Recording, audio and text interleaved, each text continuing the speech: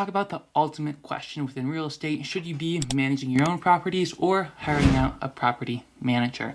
That's exactly what we're going to talk about today and figure out which one is going to be the best option for you. My name is Tanner. I'm a real estate agent, investor, and house hacker here in Colorado Springs. I manage my own long-term rentals. I also have a property manager for some of my short-term rentals.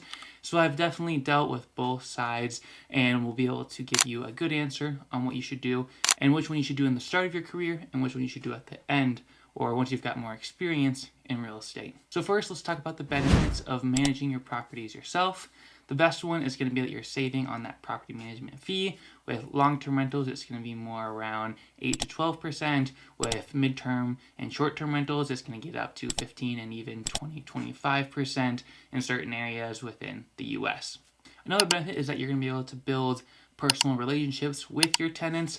I like to manage my long-term rentals since I'm handpicking who is going to be renting out my property based off of the correct qualifications, of course. You get to know them pretty well and you're communicating with them on if anything does go wrong with the property, with any maintenance stuff. And oftentimes they tend to not to be a bother because they know that it's just you. It's not some huge company where they can ask tons of questions and get a bunch of maintenance stuff done in order to waste a bunch of your time. So picking a good tenant is going to be key, and having a good connection with them will help it go very, very smoothly. Now, the last benefit, which is probably my favorite, is that it will give you good experience of what it takes to be a property manager with dealing with tenants, dealing with maintenance issues, how to operate everything smoothly, because when it does come time where you're going to pass it on to a property management company because you're done with handling it for the day-to-day, you'll know what to look for in a good property manager and good questions to ask them to make sure that they're going to be able to take care of your property correctly. In real estate, first impressions can make or break a deal. Whether you're listing a home for sale or marketing an investment property, having high quality photos are key at grabbing attention. If you want to stand out in the competitive Colorado Springs market, having high quality photos is essential. And Wayne over at Homadi excels at getting the best possible photos for your property. He is based right here in Colorado Springs and specializes in capturing properties in the best light. If you're ready to take your property photos to the next level, make sure to contact Wayne over at Homadi and mention you heard about him from Tanner at Red and Joy Real Estate to get 20% off your next shoot. Remember, great photos can make the difference between a quick sale and a stale listing. So make sure to contact Wayne over at Homadi today. Now, some of the benefits of having a property manager would be that you are completely hands-off. You don't have to worry about anything, and you can even have a good relationship where, hey, if there's something that's up to this price point in a maintenance or repair request, just go ahead and do it. If it's over that price point, say like $300, $500, then come and talk to me and we'll figure out what to do. Oftentimes, if it's going to be like a washer and dryer or some type of appliance, it's just like, yeah, go ahead and get a new one. But if it's a lot larger, like, hey, we need a new water heater, the roof is having some issues, we have some leaks, something like that, then you're going to have that conversation with your property manager to make sure that you're all on the same page with what to do moving forward with the property and with your tenant. Another benefit is that the property manager will be doing the qualification process for you on your property to find a good tenant. Now, we're going to talk about these qualifications here in a bit, but it does make it a lot easier when you have someone that's in the industry day in, day out. They're able to do the qualifications, they understand fair housing laws, and they follow them very strictly in order to find a good tenant for you, and they can get them in there. They have the leases too, so you don't have to figure out, oh, I need a specific lease for my long term, my mid term, my short term, all that stuff. They're going to have the leases done correctly and ready to go. And with all the changes that happen in new laws every year, they're able to make changes to the contract so that it fits your property with no matter what state it is in. Next, let's talk about the criteria you're going to be using to selecting a tenant when you are managing the property yourself. First, you're going to want to look at how much income they make. In Colorado, it's going to be 2 times what the price is for rent. You're also going to want to check if do they have a stable job and career. You're going to want to do a background and credit check. You want to get all that information on where they've been working the past couple of years. I would definitely call their employers. I would definitely call their past landlords that they've also had. And I think the past landlords is the best person to speak with, especially if you can get one that's not their immediate last one, but maybe 2 or 3 times ago, because they're going to be completely honest. Because if it's their current or most recent landlord, that landlord may not really want to have them anymore and be like, yeah, they're great, and just get them out of my property so I can get someone that's better could be an issue that comes up. So finding that second, third, or fourth landlord to go, they're going to be very honest and they're going to have a good review on the tenant.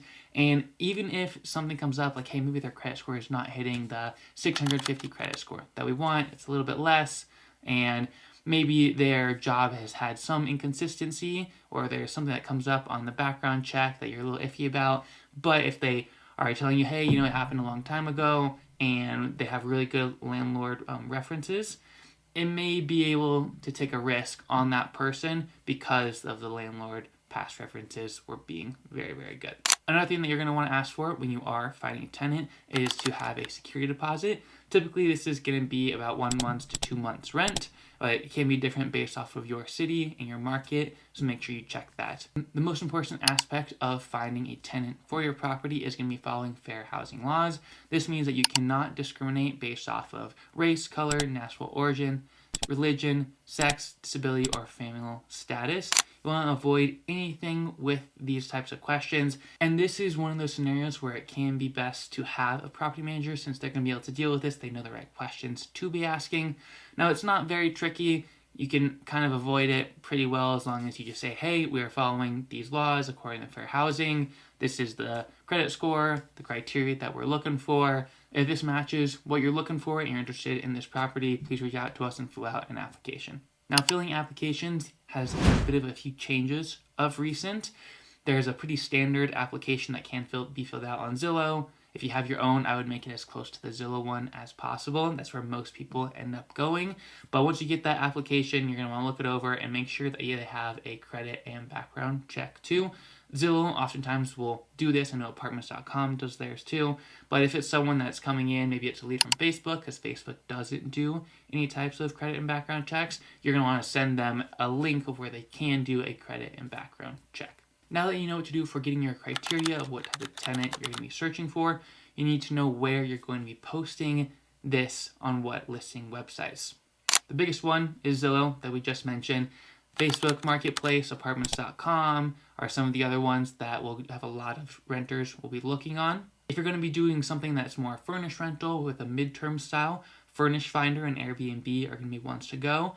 Also, with short-term rentals, you're going to want to be on Airbnb, VRBO, and Booking.com. There's a few other smaller ones, but those are going to be the big three that you're going to want to be checking out to get your listing onto those sites. Going to your local real estate meetups, posting up signs are also a few ways that you can get some leads for your properties, but overall going to Zillow, Airbnb, Furnish Finder, and those big ones are going to be the best places to find good quality tenants for your rental property. And once you do find a few people that are interested in your property and you qualify them and they want to see the property first if they're filling out a full application, I would organize a group showing, probably on a weekend, go for an hour or two at the property and just be like, hey, come, all these people, view the property, see if you like it, instead of wasting your time going individual showings for each person. It can take a lot of time, and it's a lot easier doing an open house style for your listing. Self-managing your own rental properties does take a lot of effort, but has a ton of benefits by saving you money.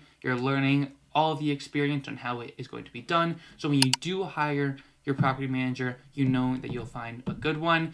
Now, it's going to come down to your personal scenario, how much time you have to put into the whole entire management process and finding a tenant, just figure out which one will work best for you.